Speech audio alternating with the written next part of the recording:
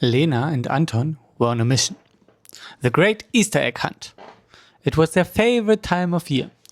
They had already found 5 eggs each. But even though their parents were calling for them to come back inside, they were not ready to give up. They were certain there was one more egg out there. Just as Anton started heading back toward the house, Lena suddenly shouted, "Aha! I knew it!" Tucked away in a small hollow in the ground, she had discovered one last egg. This one was much larger than the others. Lena was convinced it wasn't a real egg at all, but a giant chocolate one, wrapped in clever packaging. As dusk fell and their parents called them in one last time, the children carefully carried their loot to their room, tucked the eggs into a cozy basket, and went to sleep, dreaming of the next morning. The next day, they woke up extra early for the traditional egg-tapping contest. Lena was especially excited to crack open her giant chocolate egg. But when she walked over to the basket, she gasped. Every single egg was smashed, and the shells had been nibbled on. The giant egg was gone completely. All that remained was a pile of thick, oversized shell fragments. "Anton, how could you eat all of my eggs?" she asked, fuming. "Have you ever heard of sharing?" Anton blinked at her, rubbing the sleep from his eyes. "Sharing? Eating eggs? Lena, I just woke up. What are you talking about?" Suddenly, a loud noise came from under the bed. A massive, satisfied burp. The siblings froze. If Anton was standing right there, who was under the bed? Lena knelt down and lifted the bedspread. Her breath caught in her throat. There, happily munching on the last bit of a hard-boiled egg, was a tiny Triceratops. It didn't seem to care about its audience at all. Anton, who lived and breathed dinosaurs, could hardly contain his excitement. "Our very own dinosaur!" he whispered loudly. "I'm going to call him Christoph." Wait a minute, Lena interrupted, pointing to a small colorful ribbon snagged on the dinosaur's horn from the Easter basket.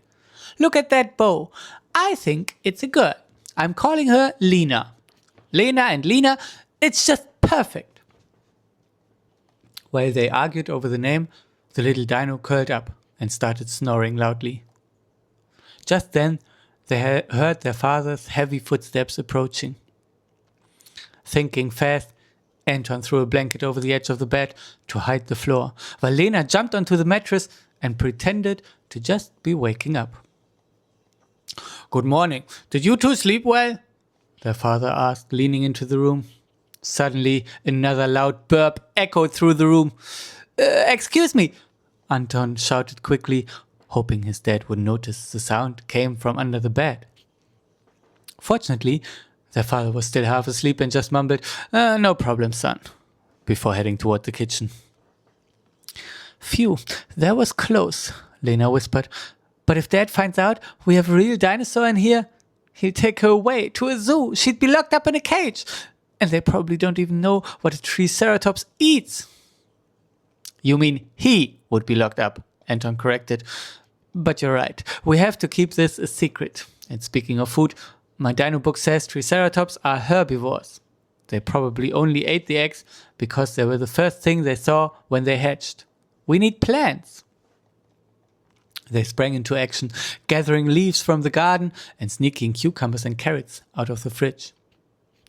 They set up a little bed, and Lena even brought all her plastic dinosaurs figures, so the baby wouldn't feel lonely. Lina, or Christoph, looked at the plastic toys with a confused expression. Then, seeing the door ajar, the little dino bolted out into the hallway, the siblings scrambling after it, only to find the dinosaur nibbling on their mother's favorite potted plant, just as she walked through the front door. Lena didn't hesitate. Seeing her father's coffee mug sitting on his side table, she accidentally bumped it, sending it crashing to the floor. As the ceramic shattered and coffee splashed everywhere, her parents' attention snapped to the mess. Under the cover of the chaos, Anton scooped up the dinosaur, hid it under his oversized sweater, and darted back into the room. While Lena took a scolding for being clumsy, Anton sat in the room, heart racing. This won't work for long, he thought. Eventually Lena came back looking sheepish. We have to find a real home for her, Lena said, biting her lip. A place where she won't want to run away. After lunch, they packed the little dino into a backpack, leaving the zipper open so it could breathe. They walked past the playground and deep into the great forest, a place they were usually forbidden to go alone.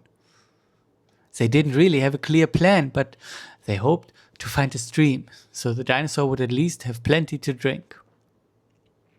Suddenly, the ground trembled. A sound like a clap of thunder boomed directly above them. They looked up, but the sky was clear blue. The sound happened again, louder and closer this time. Terrified, the siblings huddled together. The little dinosaur, however, scrambled out of the backpack, chirping excitedly. The thundering stopped as quickly as it had begun. A massive shadow fell over them. Emerging from the trees was a full-grown, magnificent Triceratops. The baby let out a joyful cry that sounded exactly like "Mama!" and raced toward the giant creature. In an instant, the mother and baby disappeared into the thick brush.